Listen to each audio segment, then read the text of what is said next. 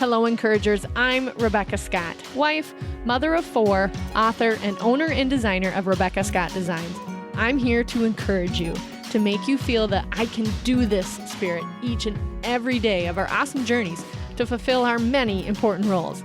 I believe we are fully equipped to execute, and I will provide as much knowledge, practices, and systems as I can to help you understand just what I know you can do. Execute.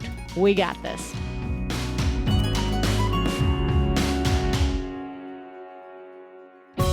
Hello, encouragers. I have an exciting podcast for you today. Okay, so it's January, and you guys are like nuts and bolts. You're thinking about your goals. You're thinking about changes. You're thinking about maybe things you want to keep the same. You just want to accelerate. And I have a subject matter that's super important, but super unsexy. So sit with me, because it actually will turn into one of those buttons that will be like the go button for your business. If you can figure this out and how to work with it, it will drastically change things for 2020 for you. We are going to talk about COGS, which means cost of goods sold. And to break it down for you, I got 2 experts with me. I have Lauren Forsch and Clint Brown, who are 2 amazing consultants and now friends, and somewhat the reverse of that also, in this journey together that I get to work with for Rebekah Scott Designs. And then I've also been working with them with the Encourager as well. And we've got a really unique thing going on that has just super worked in the last 4 or 5 years together. So Lauren, tell us a little bit about what you are doing and what fires you up right now. Yeah, absolutely. I have the pleasure of getting to work directly with entrepreneurs. I work with a lot of female entrepreneurs and rural entrepreneurs in South Dakota, as well as around the U.S., to help make kind of some of those transformational changes in growing their business. And so in Becca's business, I think one of those biggest transformational changes has been understanding and being able to make decisions based on her cost of goods sold. So that's a really great example of projects that I absolutely love to do and love to spend my time working with entrepreneurs doing. Awesome. Clint, tell us a little bit about yourself and what you are up to and what gives you passion right now. Yeah, Clint Brown, live in South Dakota. Dad of 4 kids, have a couple of businesses, busy. I'm home with a sick kid today, as one does when you have children. And, you know, I have sort of my time split outside of family stuff, split between amazing little companies like yours that just keep growing and growing and growing and having the new problems of growth, which we absolutely love. And then I've got sort of this itch to make my town better. So I spend a lot of time on projects that are sort of focused on civic activity and empowering citizens. So my days are lots of phone calls and meetings and coffee meetings with people like you or people who are trying to make the town better. I like it. I like it a lot. Okay. Thank you guys for sharing with us all those things that fire you up. And we could go into really deep detail about some really cool projects they're working on, but that will be subject for an awesome podcast after this one. Okay, back to our awesome subject matter, COGS. Okay, so I'm going to give you my version of it, and then Clint and Lauren will tell you the real nitty-gritty version of it. But you guys, COGS is how much is it costing you to make your product? And if you're a maker like myself, I knew the COGS mostly, because it's not like I made a $7 hat when I was in 4th grade on the playground. I would buy the fleece for $7 a yard and then charge $5 to my best friend, David, right? Like, okay, those are not good COGS. So I knew as I matured that I had to obviously sell the product more for than what I was making it. But we underestimate how much every little thing goes into it, because we are either focused on making the experience really, really cool for our customer. So we're adding maybe printed tissue paper or an extra button, and we just don't want to buy it in bulk because we're still small batching it. So we're actually paying more, you know, like those kind of things where we're like, well, I know I'm still making money because I'm still able to pay myself a little bit and I'm able to pay my bills and I'm not in too much debt. So I know I'm making money, but are you truly making what you could if you went into the nitty gritty of your COGS? And so when I brought Lauren and Clint on, they took a deep dive. And I'm talking, Lauren sat in a chair for 6 hours while I cut out bags and went through how much thread I would go through in one seam, how fast I could sew it to figure out how much the thread was per inch. Yeah, okay, sit in that for a second, right? How much each buckle cost, how much each seamstress cost, how much I costed, how much my executive assistant cost, like how did all of that go into my product? And knowing those numbers was a series of meetings afterwards. It's like, okay, we're not as profitable as you could be. And one of the big things for me was I was actually losing money on one of my most popular products is the poly coin purse. I was losing 13 cents per poly at what I had it priced at. And I had thought, I did it right, but I didn't. And so this is just a really important podcast to really look at the hard numbers and the materials and everything that is going into your product. Are you in fact being profitable? Because in the end of the day, that is what you want to do. You want to give and you want to make what you're loving, but you also need to be making a living at it so that you can continue it and pass it on or whatever it is that your vision is. So Lauren and Clint, why are the COGS, other than I just have to say, so important for each individual business?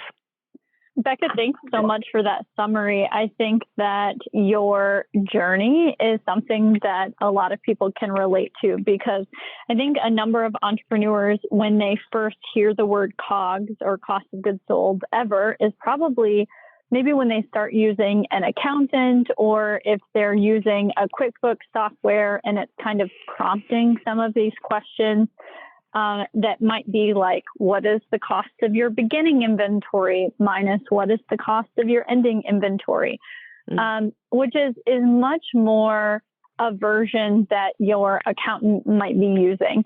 And so without a really in-depth description that you gave, I think a lot of people don't understand, a lot of entrepreneurs don't understand how to really utilize their cost of goods sold to make decisions in their business.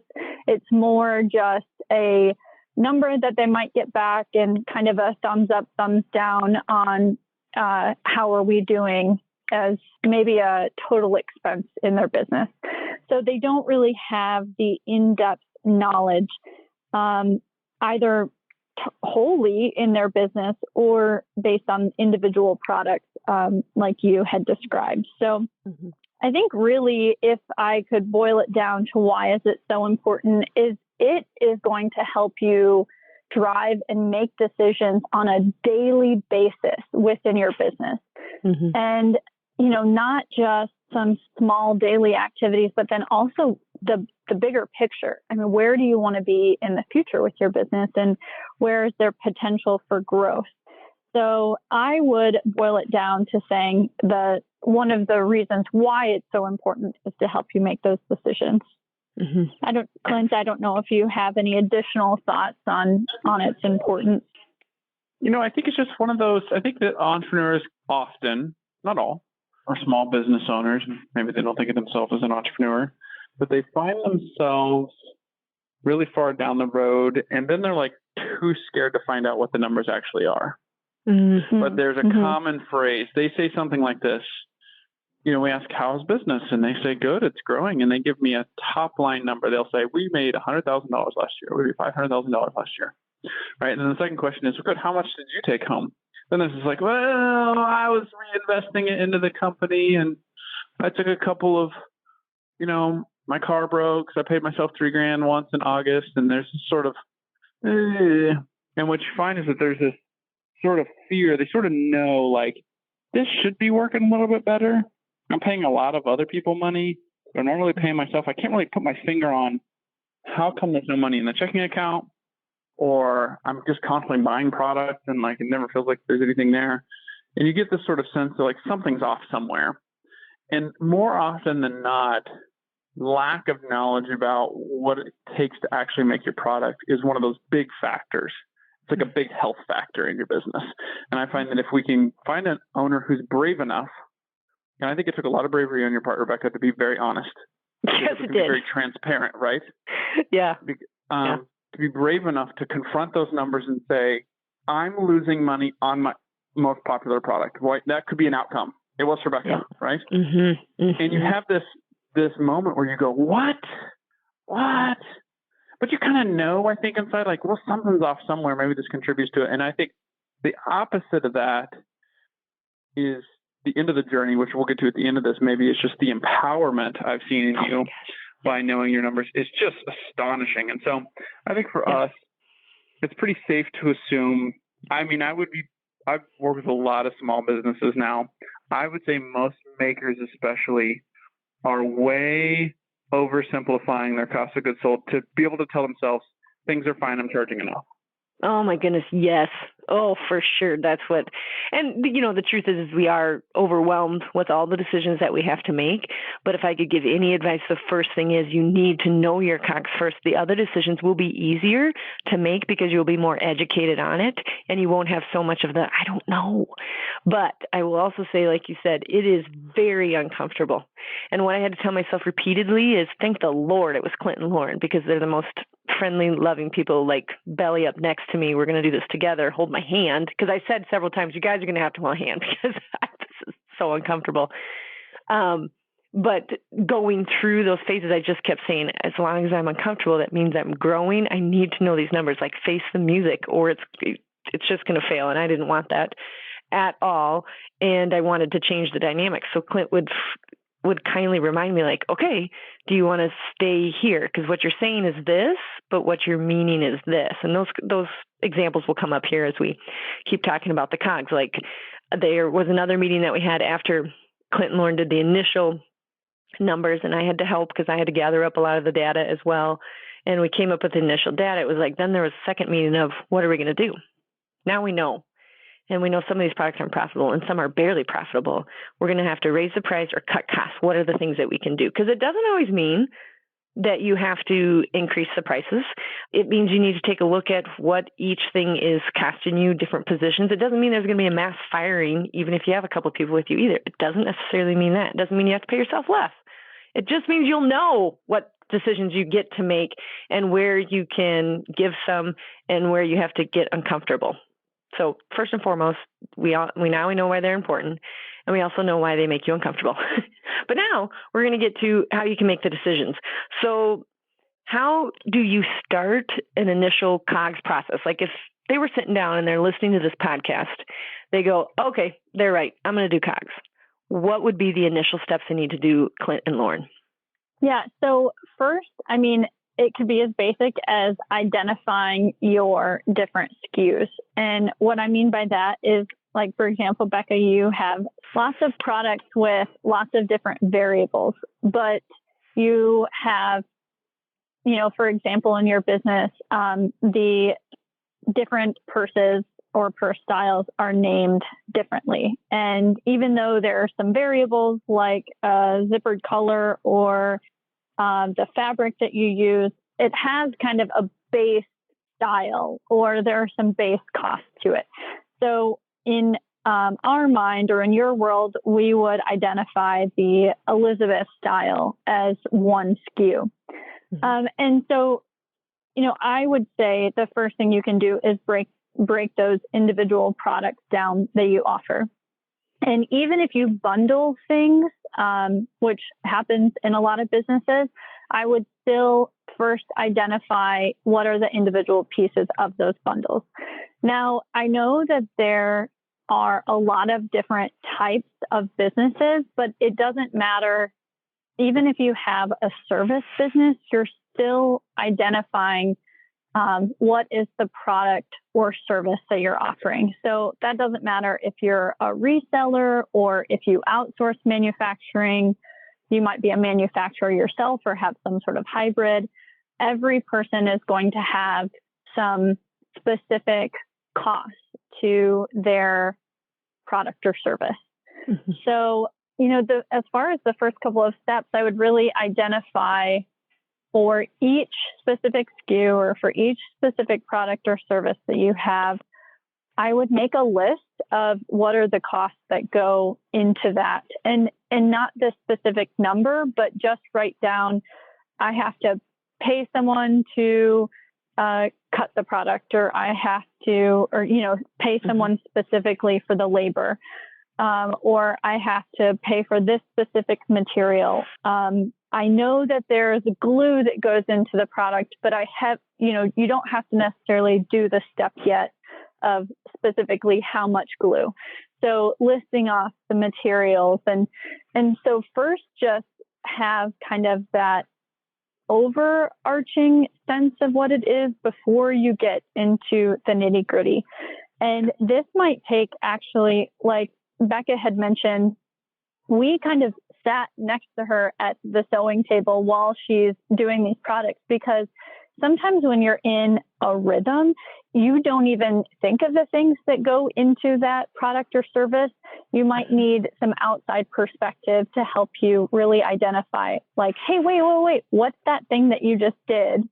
Or what's that thing that you just put on the product? Or so to help you kind of identify or get a more detailed list of what those different items might be. So that is where I would start. And then you can get into the nitty gritty or fine detail of actually assigning a value to each of those things. Awesome. So we have our list of everything in it. Then we're going to start breaking down the cost and how to divide it into each different product, correct? Mm-hmm. Absolutely. So, in talking about the glue, you might know the cost of a bottle of glue, but then being able to determine, well, I can create, 200 products with this one bottle of glue.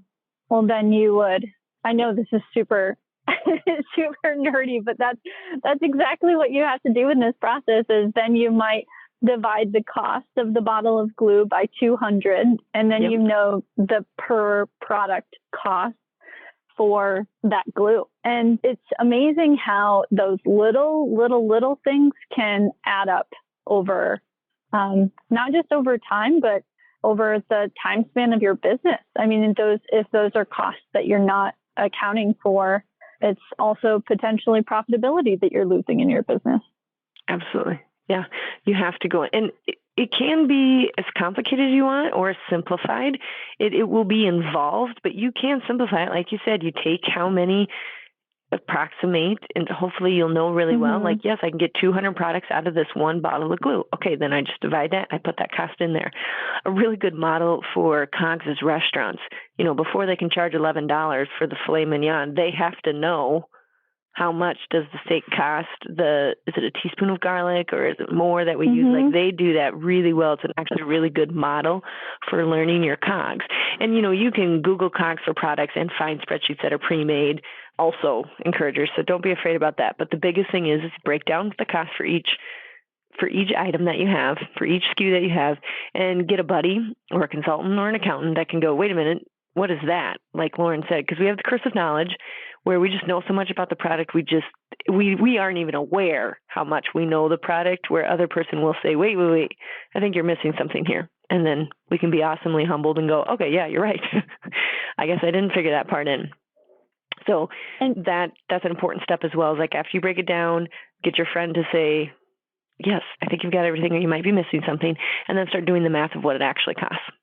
And Becca, I think you, even in your introduction, pointed out a really good fact that some people miss, which is your direct labor costs. And so when I say direct versus indirect, I'm talking about, like in Becca's world, what she pays either herself or someone else to sew that bag.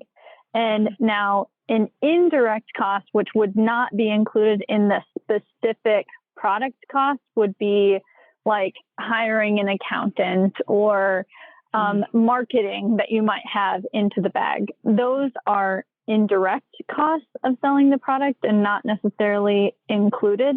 But if you, the entrepreneur, are the person that is creating the product, or if your time is part of that direct cost, you need to make sure you're including it. And I think that this is one of the mistakes that we find entrepreneurs making, is they don't calculate their own time in the cost of the product. And that can be sometimes the difference of being profitable or not. That can be the difference between the owner taking home a paycheck or not. And whether you decide to pay yourself that or not is not relevant. It's more, what would you have to pay someone else to do this work? So if you're ever wondering how to value your time, because really you as the entrepreneur, your time is probably the most valuable, but what would you have to pay someone else to do the manufacturing work or to do the assembly work or whatever it might be in your specific business? That's an important one. Isn't it something that we had to figure into while we were doing mine is the rate at what I could sew and pull things because I'd been doing it for so long was like ninja speed. So yeah, Clint and Lauren had like, okay, but we're going to figure 30% less for this new person because they won't do it at the speed that I just naturally, got used to. Just like every entrepreneur gets, they could do something way better than anybody else in the whole nation because they've just done it for so long. So we had to figure in a little bit of that, which was super interesting for me as well. And a great question for me to ask as the business owner is, if I am the most valuable person of this team and of this business, in what I'm doing in this second moving me forward or staying the same? Like, is the ball just spinning or is the ball moving forward? And constantly asking myself that is like, okay, yep, I got to let this go. I got to figure out if there's someone who can do this faster, better, more efficiently so that I can keep doing bigger and better things as well.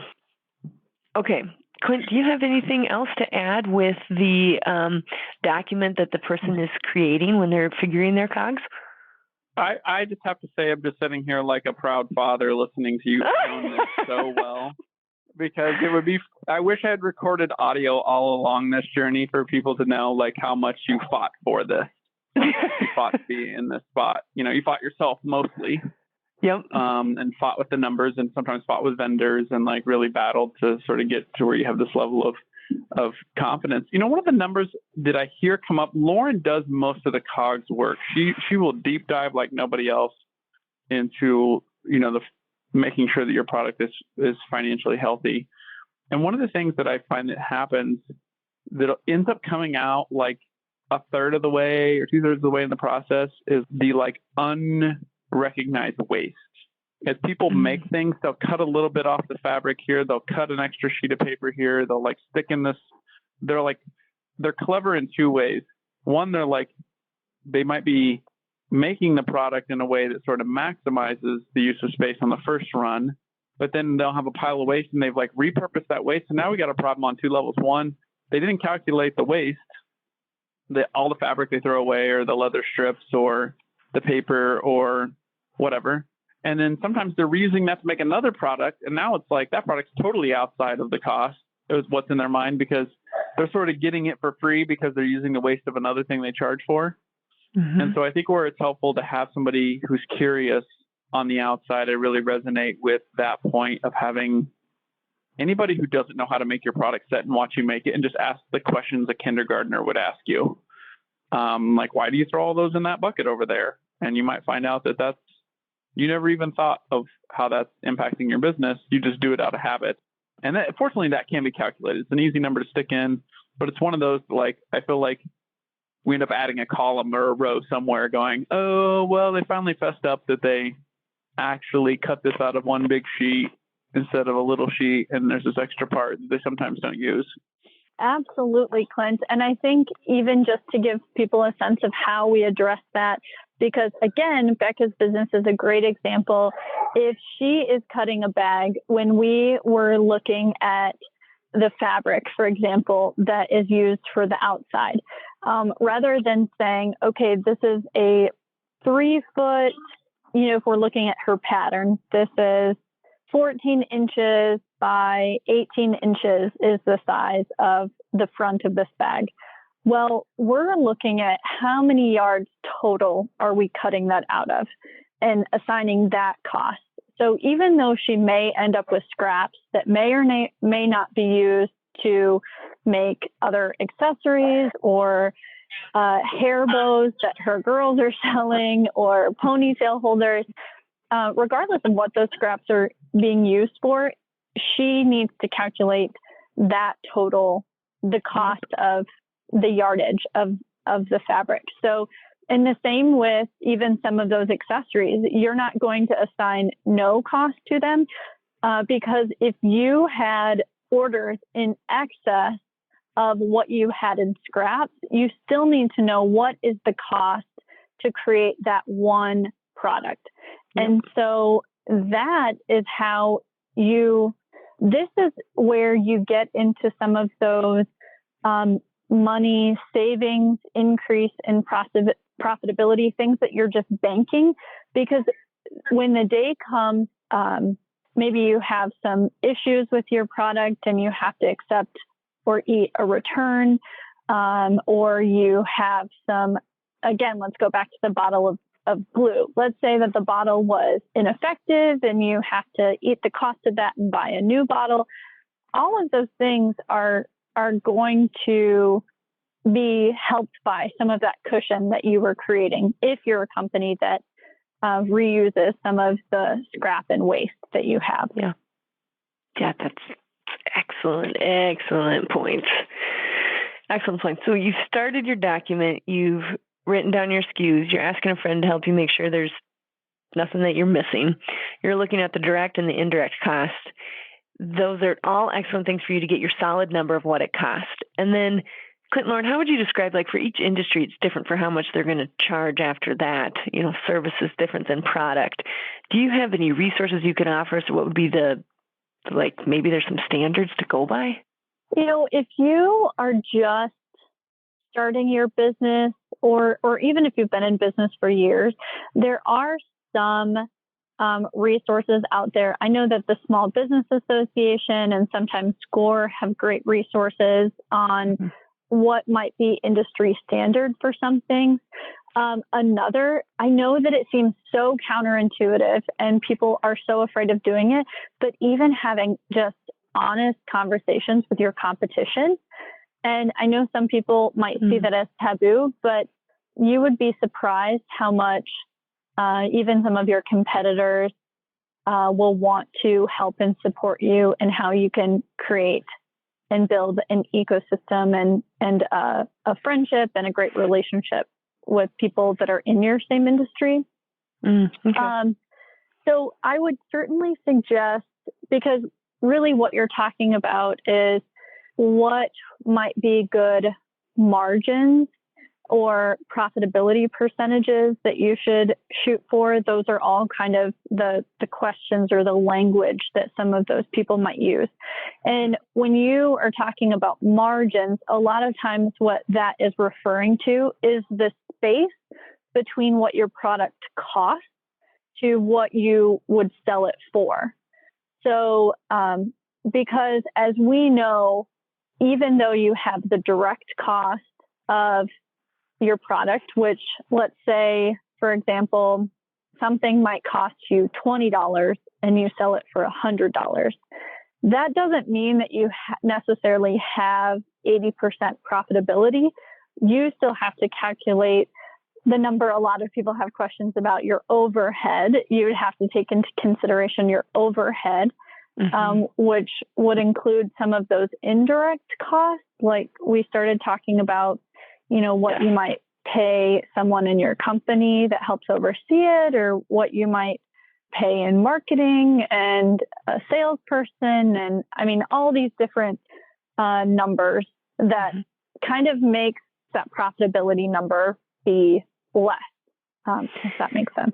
And I would encourage you guys too, where some of the biggest ahas for me were the indirect costs. Like when I realized the tissue paper cost is 16 cents per whatever, I was like, it's 16 cents, who cares? But if I could buy 400 sheets at a time instead of 200 sheets at a time, then it would go down to 4 cents a piece. I'm like, oh, okay, well, that seems like chump change, but it totally adds up. And it also helps me with creating an experience for my customers. Like, do I want to give them an affirmation card, or do I want printed tissue paper? Like, having to make those decisions just really empowered me to know, like, really dial in on what I wanted the customer to experience while still being profitable. So I said, whatever we have to do. And having these numbers on my COGS sheet made me go, guys, I don't care what we have to do. If the most we can spend on a box is $3.45. You have to figure in how I can get my affirmation card in there. It's very important for me for the customer to have this little card that they can hang on their mirror that says, confidence far exceeds great makeup. I have these little cards and I'm like, whatever we have to do, this has to be a part of that picture. So then my team had a parameter like, okay, guys, we got to find tissue paper cheaper, or we got to find the boxes cheaper, or tape, or whatever. Becca said the first thing that has to be included is this. Let's go. And it's so fun to be able to provide and be able to make that decision. Like we talked about earlier, you get decision fatigue, is to be able to say, this must happen. So how do we get this to happen? And then being able to have a spreadsheet where we can play around with the numbers and go, okay, let's make this happen. So in conclusion, you guys, we have plain tissue paper. It's a pretty color, but it's plain. And I talked to the box company and I said, hey, the boxes are costing us $2.56 a piece. I need them to be at $1.55, or I got to find another vendor. Can you do that? And they came back to us and they said, oh, well, if you don't print on the inside and you only print on the outside and you go with craft color, we can get it down to $1.55. Awesome. That's like incredible, you guys. Like we were able to go to them and they offered us what we wanted because we were so clear on what we wanted. Clint is falling over right now. Yeah. That's the empowerment. He really is. I think that too often entrepreneurs end up being sort of the victim of their own business. And I hate to use that word flippantly, but like they've prayed to create a monster that grows and employs people and makes customers happy. Then all of a sudden they're trying to ride a monster. Yeah. And then they have to make tough decisions like, I need to buy more of this, or I've got to save costs here, or I want to change vendors. And vendors know right away if you know your numbers or not. Oh, yeah. And that's to your advantage to know your numbers, because then you can say, I have to get it at $1.56 or at $20 or whatever. And then you have leverage. You can negotiate. You're coming to the table on equal footing because you know your numbers. They sure as heck know theirs. Yes, now you have two parties who know the numbers and you can meet in the middle. But if one party knows their numbers and the other doesn't, then someone's always at a disadvantage. Yeah. You know, Becca, one of the things that popped into my mind, some numbers that are often starting points for us of if someone's numbers are healthy. These are so general. It would be like, how much should an adult weigh kind of number, but it is sort of the starting point. If you talk to a bank or you talk to the SBA, they would probably rattle these numbers off. Typically in a product world, you're shooting for like 25% of retail. So if it costs you $20 to make it, can you sell it for $80? That's the starting point for the discussion. Now, there are specialty products that go either way. For instance, you could be a specialty product like Becca's that is insanely labor intensive, and she pays her people really, really well. She does not have that kind of margin, right? No. She runs her margins a lot tighter because she wants to pay her ladies well and she wants to charge her customers a fair price. So she runs a lot tighter margin. It might go the other way where there's a women's clothing boutique and they're buying boots for $7 and selling them for $82.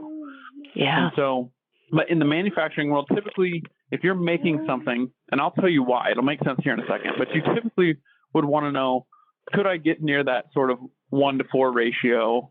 Could I make it for 1/4 of what I would charge retail? And here's why. If you make soap, let's say I've got some friends that make soap here in town, and they go to the local craft fair and they sell their soap, awesome, right? They make that difference of whatever it costs to make the soap. But if they want to sell it at a local retail, now they've got a person in between. So let's say they make a big, large bar of soap for $10, and they know that the retailer is going to sell it for $40. What the mistake is, you think, well, geez, they're going to sell it for $40. I want to sell it to them for $35. But that's not how the world works. They want to pay you half of what they're selling it for. They want to buy it from you for $20. Well, you want to make your money, so you want to have made it for $10, so you make $10. Yes, that means they have $20 to run their business on. Doesn't mean they made $20. That's $20. They have to operate their entire business off that $20, and you got to operate yours off of your $20 with the soap in the space between. So typically it's a 1-to-4 ratio. If you're making something as a starting point for the discussion, so it can go either way. If it's services, it's 2.5. So if you want to pay your employees $20 an hour, you probably are charging the market or the end customer $50 an hour. And that's true. Like if you go to the mechanic and they bill you $60 an hour to change your spark plugs, 2.5 divided into that, that's how much they're making and taking home, or the owner of the business is marking up that employee services 2.5 times. So 2.5 and 4 are sort of quick numbers to go to. They might be the first ones we ask. And if they were way off one way or the other, then we would go, talk to me about that. How is it that you're selling your product for 10 times what it cost you to make? That typically tells me they don't know their COGS, or they say, I don't know. And sometimes they're selling it for less than it costs them to make, in which case they don't know.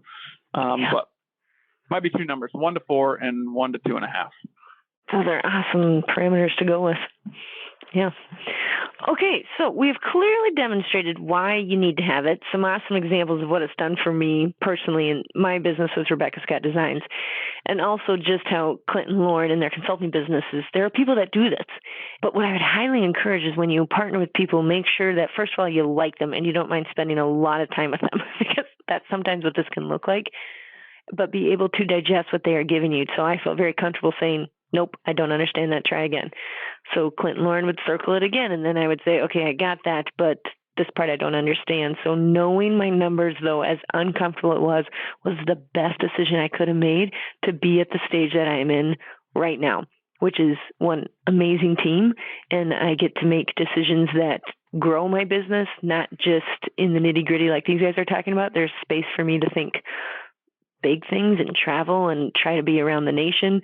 All of those things because I took the time to do those 6 weeks of really nitty gritty numbers on what my product was costing me. That was the absolute first step. The second step was visionary stuff when I worked with Clint and Lauren. And then the third step is just like fruition, like how do we keep this going? But without that first step of knowing your COGS, I couldn't be where I am today. So that's exactly what I would encourage you encouragers to do. Look at your industry, look at your COGS, get the help that you need, and keep looking at your numbers. You have way more bargaining power when you know your numbers. Yeah. Right. There. We agree. Okay, anything else you can offer our encouragers, Clint and Lauren, as far as encouragement with knowing their numbers in the COGS?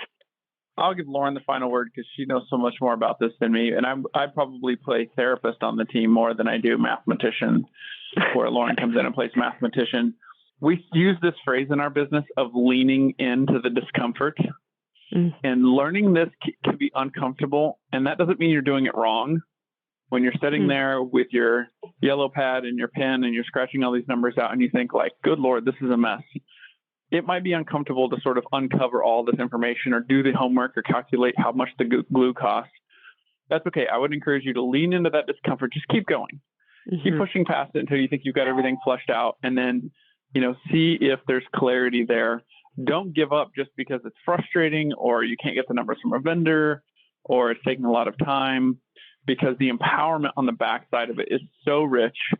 And now Becca drives all those conversations with us. She'll call us and tell us exactly what number she's trying to hit, and she wants more brains on trying to figure out how to hit it. She's in charge now of all that instead of it just happening accidentally.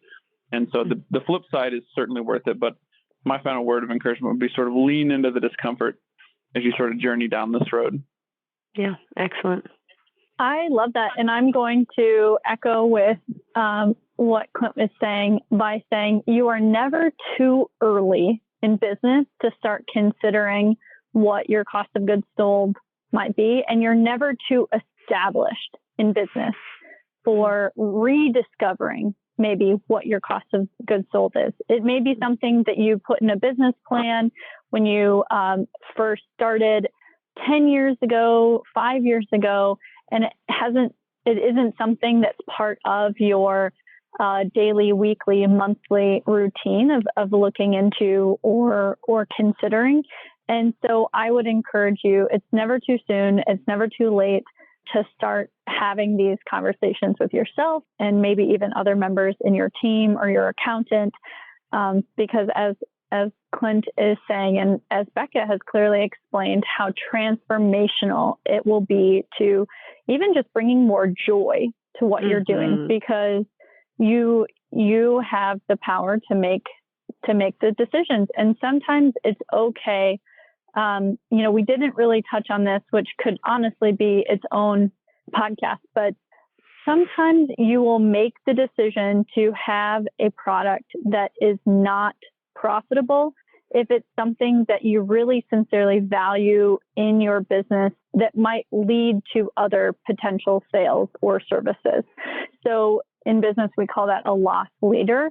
So you may choose to make that decision, but every time that product or service is ordered, you know that it's ordered, or that you are the one who made that decision to offer that. And it really meets your values of what you believe for your company and for your customers. So Yeah, absolutely.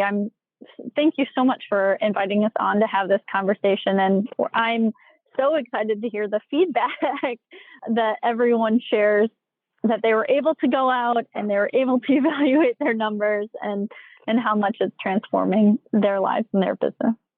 Absolutely. Excellent points. This is going to change you guys, and you're going to be uncomfortable, but you got to lean in. This would just be an excellent month to start that in. Quentin, Lauren, if our listeners would like to get a hold of you, how would they go about doing that? Well, the easiest way to get a hold of Lauren or I is come find us with tacos, and you will get an immediate meeting. And so if that's ever an option, I would encourage that. But our website is kind of a funny little website name. The company's name is Alluvio, and that's all the letters that are in the website. So it's ALLUV, like Victor, .io, or not a .com, just ALLUV.io. And there's a little contact form, and it'll come right to our inbox. Okay. Thanks, guys, so much. Encouragers, get after it. Get into the nitty-gritty. I promise you will thank all of us later. Until next time, encouragers, we got this. Hey, encouragers! If you're feeling overwhelmed, if you've had the scene where you're crying because there's no way you can meet all the roles in your life, I've been there. I've so been there, but I'm not there anymore. And I know how you can get out of that slump and start executing on all the things that God has equipped you to do. You can pick up my book at equippedtoexecute.com, also on my website at shoprsd.com, and it's also available on Amazon. Thank you for tuning in, encouragers. Remember to subscribe so it's automatically on your phone, and please rate and review me. We got this, encouragers.